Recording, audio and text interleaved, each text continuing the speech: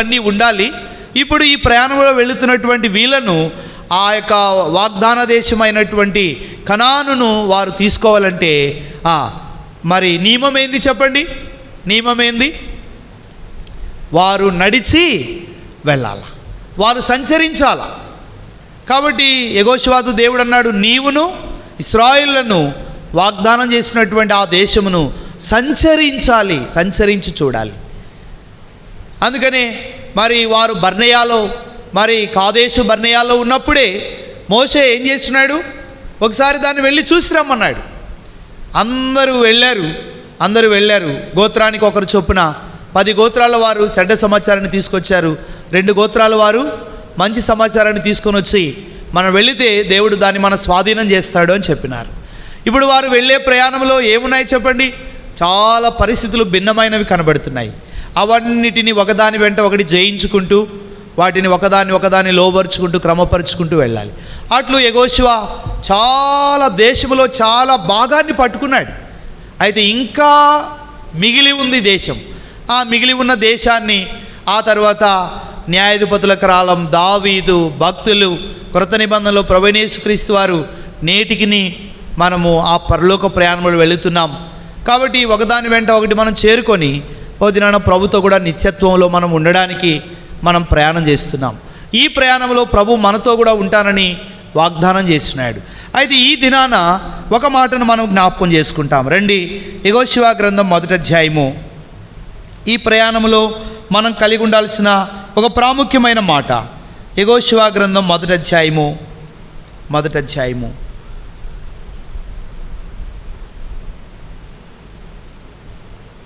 5వ వచనం నుండి చదవండి. మనం 4వ వచనం వరకు చూసాము, మీకు సరిహద్దు 5వ వచనం నుండి.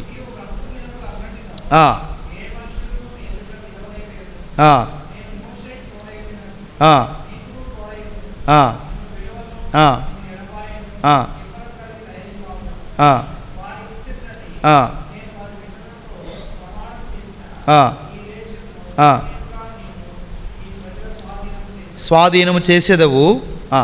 అయితే నిబ్బరము కలిగి జాగ్రత్త పడి బహుధైర్యముగా ఉండి నా సేవకుడైన మోషే నీకు ఆజ్ఞాపించిన ధర్మశాస్త్రం అంతటి చొప్పున చేయవలెను.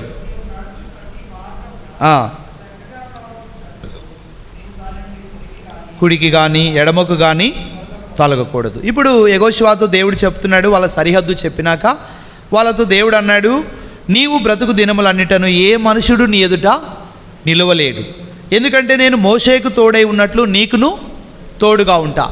తర్వాత నిశ్చయముగా నేను చెప్పినటువంటి ఈ దేశాన్ని నువ్వు ఈ ప్రజల స్వాధీనం చేస్తావు ఎందుకంటే నేను నీకు తోడుగా ఉన్నా అని ఈ 2 మాటలు చెప్పినాక 7వ వచనంలో ఏమన్నాడంటే ఒక కండిషన్ చెప్పాడు యెహోషువకు. ఏందది? నా సేవకుడైన మోషే నీకు ఆజ్ఞాపించిన ధర్మశాస్త్రం అంతటి చొప్పున చేయవలెను. యెహోషువకు దేవుడు చెప్తున్నటువంటి ఒక ప్రమాణం, ఒక ప్రామాణికం ఏంది అంటే మోషే నీకు ఆజ్ఞాపించిన ధర్మశాస్త్రం అంతటి చొప్పున చేయాలి. ఆజ్ఞాపించిన ధర్మశాస్త్రం అంతటి చొప్పున చేయాలి. ఇదే కొంచెం కష్టం. మిగతాయన్నీ కొంత సులభమే, కానీ దేవుడు చెప్పినట్లుగా చేయడం అనేది కొన్నిసార్లు మనకి ఎట్లా కష్టంగా ఉంటుంది. దేవుడు చెప్పినట్లు చేయడం అనేది కొన్నిసార్లు సులభతరంగా ఉంటుంది, కానీ కొన్నిసార్లు అది మనకు ఇబ్బందిగా ఉంటుంది, చేయడానికి వీలు లేనట్లుగా అది కష్టతరంగా అనిపిస్తుంది. ఉదాహరణకు 5వ అధ్యాయం అపోస్తుల కార్యములో ఆనాడు అపోస్తులు దేవుని వాక్యం చెప్పినప్పుడు చాలామంది దేవుని వాక్యానికి విధేయులై మరి వారు ఆ దినాల్లో ఏం వర్తమానం చెప్పినారు అంటే మనందరము సమిష్టిగా ఉండాలి, మనందరము ఒకటిగా ఉండాలి అనే దాని గురించి చెప్పినారు. 4వ అధ్యాయంలో మనం అది చూస్తాం. చెప్పిన తర్వాత వాళ్ళందరూ కూడా అట్లే ఉన్నారు. అట్లే ఉన్నప్పుడు దేవుని ఆత్మ వారిని బలవంత పెట్టింది, ప్రేరేపించింది. అందరము ఒకటిగా ఉండడమే కాదు, ఒక ఆలోచనతో ఉండడం కాదు, ఇంకా వాళ్ళు ఎంతో నిజంగా ఆ ఐక్యతలోనికి రావడం అనేది ఎట్లా సాధ్యపడుతుందో తెలియదు, కానీ ప్రస్తుత కాలం అయితే భూమి మీద అది సాధ్యపడదు. అప్పుడు అపోస్తులకు ఎట్లా సాధ్యపడిందో తెలియదు, కానీ ఇప్పుడైతే సాధ్యపడదని నేను అనుకుంటున్నాను.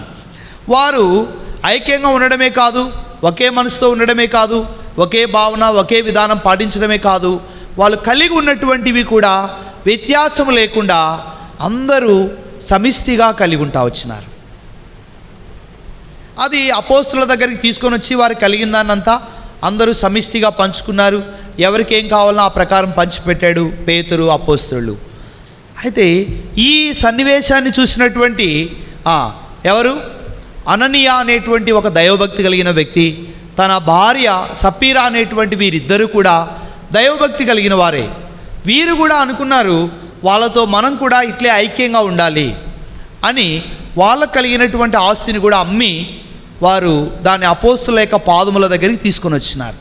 అయితే తీసుకొని వచ్చేటప్పుడు దేవుని ఆత్మ వాళ్ళతో ఏం చెప్పిందో, అపోస్తులు ఎలాంటి భావముతో వారికి దేవుని మాటలు చెప్పారో, మిగతా ప్రజలందరూ ఎలాంటి సమిష్టి కలిగిన ఐక్యతను కలిగి ఉన్నారో అది చూసినటువంటి వీళ్ళు ప్రేరేపించబడి అలాగ ఉండాలని ప్రయత్నం చేసినారు, కానీ విఫలమయ్యి వారు కలిగిన దాంట్లో కొంత భాగమును అపోస్తుల దగ్గరికి వెళ్ళి కొంత భాగమును వారు దాచుకున్నవారుగా కనబడతా వచ్చినారు. అక్కడ భేదం ఏర్పడింది, వ్యత్యాసం ఏర్పడింది. వారు ఆత్మీయంగా నష్టపోయినటువంటి వారుగా కనబడతారు. బహుశా నేను అనుకుంటాను దీని గురించి దేవుని వాక్యం ఏం చెప్తుందంటే, అది నీ యొద్ద ఉండగా నీదే కదా, నువ్వు ఇచ్చినది ప్రీతికరమగును అని రాయబడింది. అంటే దేవుని ప్రజలు వాళ్ళ యొక్క సమిష్టి ఐక్యతను ఎట్లా వ్యక్తపరచాలని పేతురు వారు కోరినారంటే, అది నీదే, నీ యొక్క హృదయము దేవుని ఆత్మ నేను నడిపించినట్లు చేయమని వారు బోధించినారు. అప్పుడు వీళ్ళందరికీ ఏం బోధపడిందంటే, అందరం ఒకేలాగా ఉండాలని బోధపడింది. అయితే అననీయ సప్పీరాలకు మరి దేవుని ఆత్మకు బదులు వారు పరిశుద్ధాత్మను మోసపరచబడి సాతాను చేత మోసపరచబడిన వారై దేవుని ఆత్మను వారు మోసపరిచినారు, వేరుగా ప్రవర్తించినారు, ఎంతో నష్టపోయినారు. ఈ భాగం ఎందుకు జ్ఞాపకం చేస్తున్నానంటే, కొన్నిసార్లు దేవుడు చెప్పినవి మనం చేయడానికి శరీరంలో ఇష్టపడతాం, కానీ అది మనకు చేయుట వీలు కాదు. చేయవలనని ఆశయమో కలుగుతుంది, కానీ చేయడానికి ఏం కాదు, మనసు కలగదు. ఈ చేయడానికి మనసు కలిగే విషయంలోనే మనందరం పొరపాటు పడుతూ ఉంటాం ఆయా సమయాల్లో. అయితే దానిలోనికి మనం రావాలి అంటే దేవుడు మనకు ఎంతో సహాయపడాలి. దేవుడు మనకు సహాయపడితే తప్ప మనము దాన్ని మనం చేయలేం. అందుకని ఈ జీవితకాలంలో మనం ఎల్లప్పుడూ దేవుని ఒక ప్రార్థన చేసుకోవాలి. ప్రభువా, నువ్వు నాతో ఏం మాట్లాడుతున్నావో, నువ్వు నాకేం బయలుపరిచావో అది చేయుటకు నాకు నువ్వు సహాయపడు. ఎప్పుడు దేవుని యొక్క సహాయాన్ని మనం కోరుకుంటామో అప్పుడు మాత్రమే చేయగలుగుతాం. చూడండి, దేవుడు మరి నెహెమ్యాతో ఒక మాట చెప్పినాడు యెరూషలేమును గురించి. అప్పుడు నెహెమ్యా ఏం చేస్తున్నాడో చూడండి. నెహెమ్యా గ్రంథం 1వ అధ్యాయము. దేవుడు నెహెమ్యాతో చెప్పినటువంటి సంగతిని చూడండి, మనం చూస్తాము.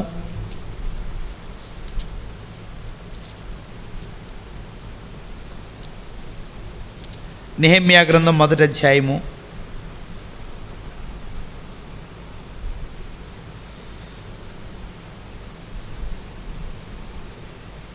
8వ వచనం. నీ సేవకుడైన మోషేతో నువ్వు సెలవిచ్చిన మాటను జ్ఞాపకమునకు తెచ్చుకునుము. అదేదనగా, మీరు అపరాధము చేసిన యెడల జనులలోనికి మిమ్మును చెదరగొట్టుదును. అయితే మీరు నా వైపు తిరిగి నా ఆజ్ఞలను అనుసరించి నడిచిన యెడల భూదిగంతముల వరకు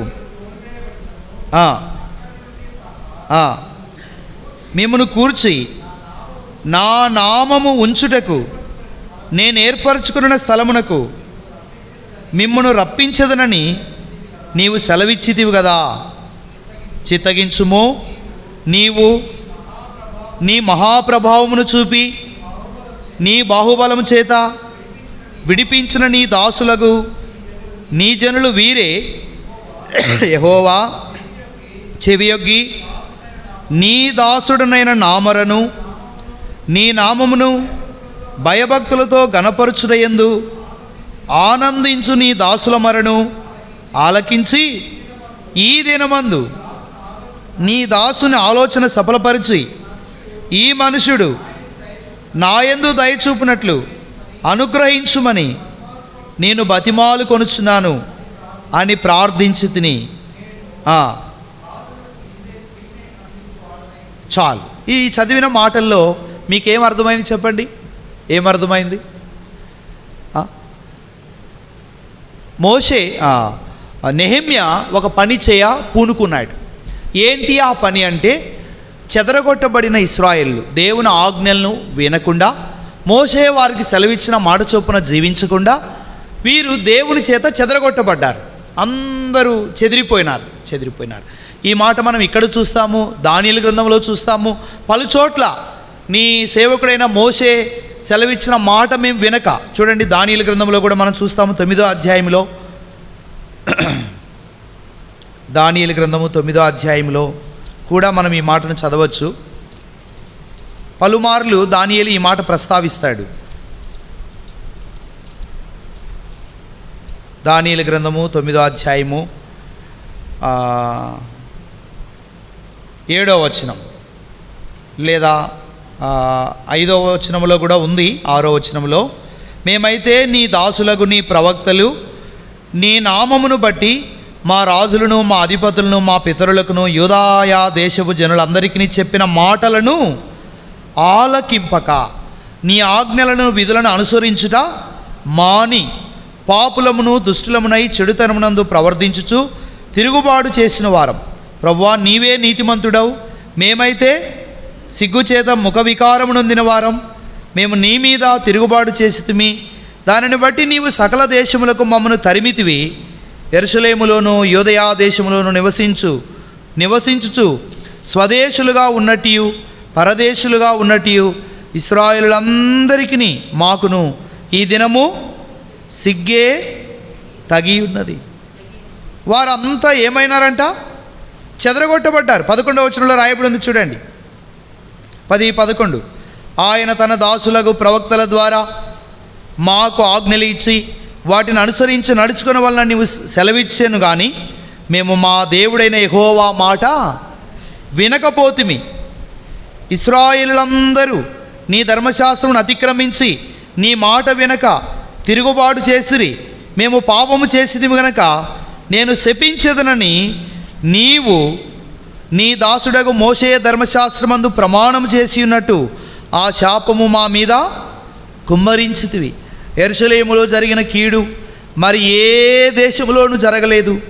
ఆయన మా మీదికి మాకు ఏలికలుగా ఉండు మా న్యాయాధిపతుల మీదికి ఇంత గొప్ప కీడు రప్పించి తాను చెప్పిన మాటలు నెరవేర్చెను. మోషే ధర్మశాస్త్రమందు వ్రాసిన కీడంతయు మాకు సంభవించినను మేము మా చెడు నడబడి మానకపోతుమి.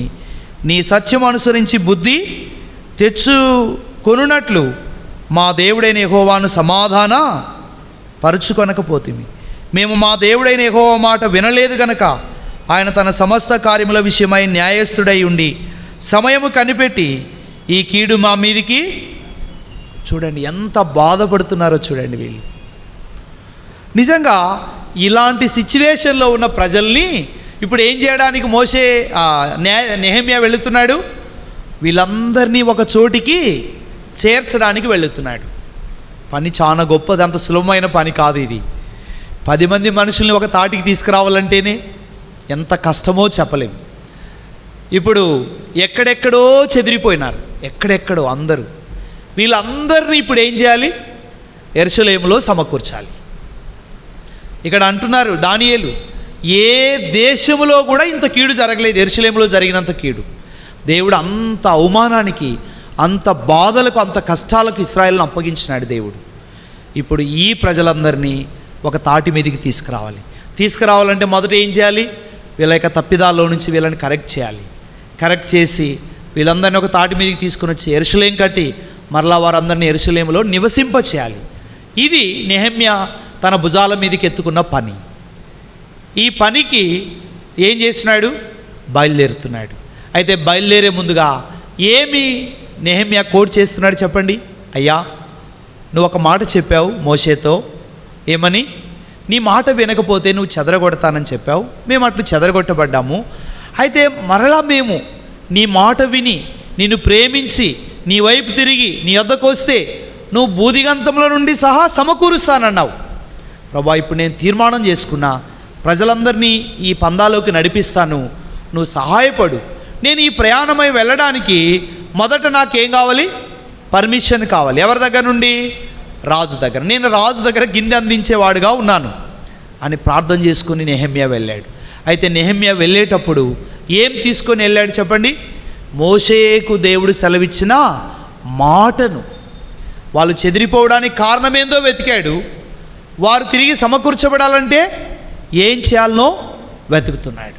ఇప్పుడు సరిగ్గా దానియేలు కూడా అదే చేస్తున్నాడు. ఇప్పుడు యెహోషువతో దేవుడు అదే చెప్తున్నాడు. యెహోషువ, నేను చెప్పిన కనాను వాగ్దాన దేశము ఈ ప్రజలకు నువ్వు స్వాధీనం చేయాలంటే, నీ ఎదుట ఏ మనుషుడు నిలవలేకుండా నువ్వు ధైర్యంగా నిబ్బరం కలిగి నువ్వు వెళ్ళాలి అంటే, నేను నీకు తోడై ఉండాలంటే నువ్వేం చేయాలా? మోషే నీకు ఆజ్ఞాపించిన ధర్మశాస్త్రం అంతటి చొప్పున నువ్వు చేయాలి. ఇప్పుడు మన విధి ఏంటంటే దేవుని వాక్యానుసారంగా జీవించడం. చూడండి, ఇక్కడ ఒక చిన్న ప్రశ్న నేను మిమ్మల్ని అడగాలనుకుంటున్నాను. ప్రభు యొక్క మాటల్ని దేవుడు నీకు బయలుపరిచినప్పుడు దానికి ఏం చేయాలి చెప్పండి? మొదట ఆ మాట, ఎందుకంటే భ్రమపరిచే ఆత్మ సాతానుడు ఈ లోకంలో ఉన్నాడు గనక 1-2 సార్లు ప్రార్థన చేసుకొని, ప్రభా ఇది నీ స్వరమా కాదా అనేది మనం వెరగాలి. గలతీయులకు రాస్తూ అంటాడు, ఇది మిమ్మల్ని పిలిచిన వాని వలన కలిగిన స్వరం కాదు. కొన్నిసార్లు ప్రభువు కాకుండా శత్రువు కూడా మనల్ని తప్పుడు విధానంలో నడిపించడానికి దేవుని మాటల వలె అవి ఉండి మనల్ని ఏం చేస్తాడు? మోసపరుస్తాడు. మనం అప్పుడు ఏం చేయాలంటే జాగ్రత్తగా పరీక్షించుకోవాలి. సాతానే యేసు ప్రభునే మోసపరచబోయినాడు. ఏం చెప్పి? ధర్మశాస్త్రంలో వ్రాయబడిన మాటని చెప్పి ఏమని చెప్పినాడు? నువ్వు దేవుని కుమారుడు అయితే ఈ రాళ్ళు రొట్టెలగునట్లు ఆజ్ఞాపించు. నువ్వు దేవుని కుమారుడు అయితే ఈ శిఖరం మీద నుండి దుమ్ముకు పాదములకు రాయి తగలకుండా దూతలు నిన్ను ఎత్తి పట్టుకుంటారు అని ఇలాగ చెప్పినాడు. ఇలాగ చెప్పితే అప్పుడు యేసు ప్రభు వెంటనే రోషం తెచ్చుకొని, అవును కదా దేవుడు ఇట్లా చెప్పాడు కదా అని దూకినాడా? ఏమన్నాడు? సాతానా, నీ దేవుడైన యెహోవాను నీవేం చేయకూడదు? శోధింపకూడదు. ప్రభువు చెప్పిన మాటను నువ్వు శోధించొద్దు. ఆయనే చేస్తాడు. ప్రభు ఎట్లా తన దూతలకు ఆజ్ఞాపిస్తాడో కొన్నిసార్లు మనకు తెలియదు. మరి దేవుడు మన జీవితంలో అట్లా జరిగించేవాడుగా ఉంటాడు. ఓ చిన్న సన్నివేశాన్ని నేను ఈ సమయంలో మీకు చెప్తాను. అంటే దేవుడు ఎట్లా మనల్ని ఎత్తి పట్టుకుంటారని. చాలా ఏళ్ల క్రితం నేను కలువాయిలో దేవుని సేవకుడిగా ఉన్నప్పుడు షాలేంలో ఇజ్రాయెల్ అంకులు ఉండేవాడు. మీకు అందరికీ తెలుసు కదా, ఇజ్రాయెల్ అంకులు తెలుసు కదా, ఉండేవాడు. ఆయన చాలా స్థూలకాయుడు, ఎత్తుగా ఉంటాడు. అప్పటికే ఆయనకి ఎక్కువ వయసు. మరి ఆయన చాలా నెమ్మదిగా నడిచేవాడు, నెమ్మదిగా మాట్లాడేవాడు. ఒకసారి మేము విజయవాడలో చిట్టినగర్లో ఉన్న కర్మేలు ప్రార్థనా మందిరంలో కోస్తాంధ్ర జిల్లాల సేవకుల ప్రార్థన జరిగాయి. అప్పుడు ఇలాగా డీవియేషన్స్ లేవు మన సహవాసంలో, అందరూ ఒక్కటిగానే ఉన్నారు. అప్పుడు అక్కడ ఐజాక్ గారు దేవుని సేవకుడిగా ఉన్నారు, కొత్తగూడెం ఐజాక్ గారు. కనుక మేము సేవకుల ప్రార్థనకి వెళ్ళాం. సేవకుల ప్రార్థనలు ప్రతి నెలలో 2వ వారంలో మంగళ బుధవారాలు ఉంటాయి. కనుక మేము తెల్లవారుజామున నేను నైట్ వచ్చినాను. అప్పుడు షాలేంలోని అంకుల్ దగ్గర పడుకున్నాను, గెస్ట్ రూమ్లో పడుకున్న తర్వాత ఉదయాన్నే మేము సోమవారం ఉదయాన్నే మేము కేరళ ఎక్స్ప్రెస్, అది నెల్లూరులో మాత్రమే స్టాపింగ్ ఉంటుంది కాబట్టి కేరళ ఎక్స్ప్రెస్లో జనరల్ బోగిలో ఎక్కి వెళ్ళాం. కరెక్ట్గా అక్కడికి 10కి 9:45 కల్లా వెళ్ళిపోతుంది అది. అక్కడ నుంచి స్టేషన్లో దిగి అక్కడ చిన్న గోడ దాటి మరి అక్కడ నిలబడుకుంటే చిట్టినగర్కి టౌన్ బస్సులు వెళ్తూ ఉంటాయి. వెళ్ళి సేవకుల ప్రార్థనలో ఉన్నాము. మరుసటి రోజు మధ్యాహ్నం మాకు మరి యశ్వంతపూరు సూపర్ ఫాస్ట్ ఉంది కాబట్టి ముందుగానే ట్రైన్స్ ఏమేమి ఉన్నాయో చెప్తూ ఉంటారు ట్రైన్ రూట్లో ఉన్న వాళ్ళందరికీ. టైం అవుతూ ఉంది, 2వ రోజు బుధవారం లేట్ అవుతూ ఉంటుంది, విందు ఉంటుంది, ఇవన్నీ. మేమేమో ట్రైన్ పోతుంది, మళ్ళీ పోతే ఇంకా తర్వాత ఇంకేం లేవు. యశ్వంతపూర్ వెళ్ళిపోతే ఈవినింగ్ ఏం ట్రైన్స్ ఉండే విజయవాడ నుంచి. కాబట్టి ఏం చేయాలా అని మేము గబగబా ట్రైన్ క్యాచ్ చేయడానికి మరి త్వరగా అన్నం తినేసి వచ్చినాం. వచ్చిన తర్వాత మేము టికెట్ తీసుకోవాలి కదా. మరి మేమేం చేసినామంటే ఆటో పట్టుకొని వచ్చాం కనుక ఆ పక్క మెయిన్ దగ్గరికి వచ్చినాం. గబగబా టికెట్ తీసుకున్నాం. టికెట్ తీసుకున్న తర్వాత మొదట మాకు అనౌన్స్మెంట్ చేయబడిన ప్లాట్ఫామ్ వేరు. మేము ఆ ప్లాట్ఫామ్ మీద ఉన్నాం. టికెట్ తీసుకొని గబగబా వెళ్ళి ఆ ప్లాట్ఫామ్ మీద ఉన్నాం. అయితే మరలా కొంతసేపటికి ఏం అనౌన్స్మెంట్ వచ్చిందంటే 9వ ప్లాట్ఫామ్ మీద ఉంది యశ్వంతపూర్ సూపర్ ఫాస్ట్ అని అనౌన్స్మెంట్ చేస్తున్నారు. ఇప్పుడు మేము బహుశా 6లోనే ఎక్కడో ఉన్నాం. ఇప్పుడు బయలుదేరుడికి సిద్ధంగా ఉందని అనౌన్స్మెంట్ చేస్తున్నారు. గబగబా ఏం చేసినామంటే మళ్ళీ పైకి ఎక్కి వెళ్ళి దిగి ఇదంతా వస్తే ఆలస్యం అవుద్దని ఈ మిగతా 4 ప్లాట్ఫామ్లు ఖాళీగా ఉన్నాయి. గబగబా ఏం చేసినామంటే ప్లాట్ఫామ్స్ దాటుతున్నాం. కరెక్ట్గా మేము 9వ ప్లాట్ఫామ్ మీకు నేను ఎక్కాను. ఇట్లా మరి పుష్ చేసి అంకుల్ కూడా ఎక్కడానికి ఆయన పెద్దవాడు కదా, మరి నేను ఇటు తిరిగి చేయిస్తున్నాను. చాలా వేగంగా ట్రైన్ వస్తూ ఉంది. అక్కడున్న వాళ్ళందరూ భయంకరంగా అరిశారు.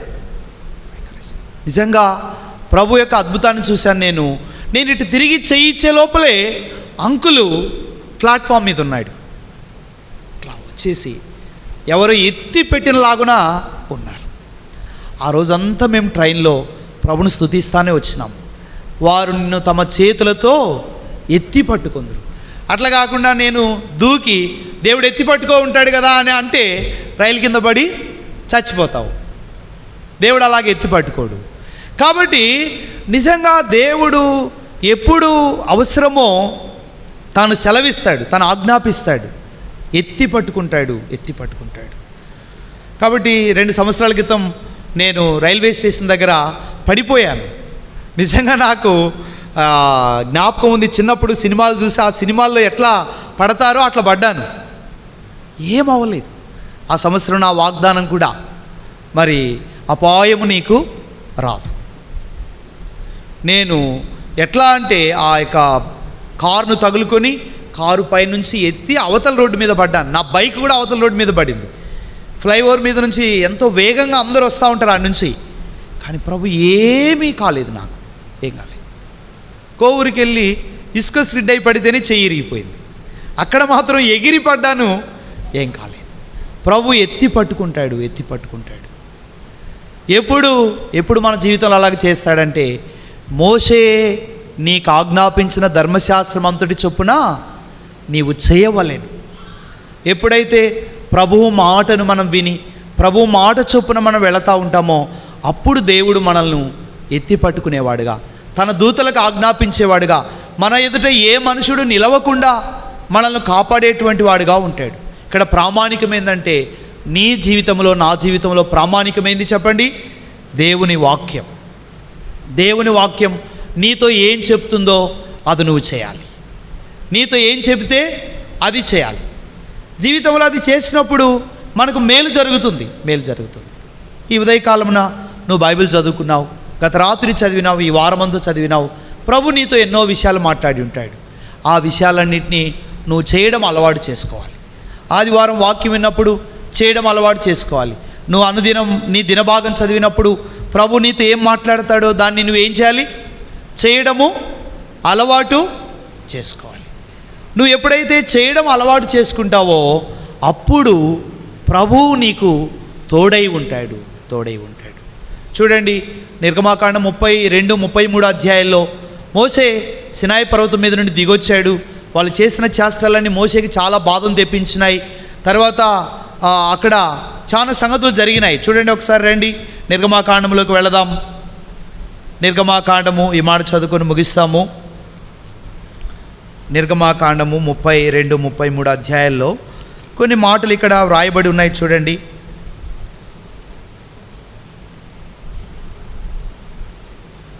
ఈ 32వ అధ్యాయంలో వాళ్ళు చేసినటువంటి పనంతా మనకు తెలుసు. వాళ్ళు ఆ యొక్క దూడను పెట్టుకున్నారు, చాలా పరిస్థితులు జరిగినాయి. మోషే బాధపడ్డాడు, పలకలు పగిలిపోయినాయి. తర్వాత ఎవరైతే వీళ్ళందరూ మిశ్రిత జనంగా ఉన్నారో వాళ్ళందరినీ చంప ప్రయత్నం చేస్తున్నారు. చూడండి 26వ వచనం, 25, 26 వచనాలు. ప్రజలు విచ్చలవిడిగా 32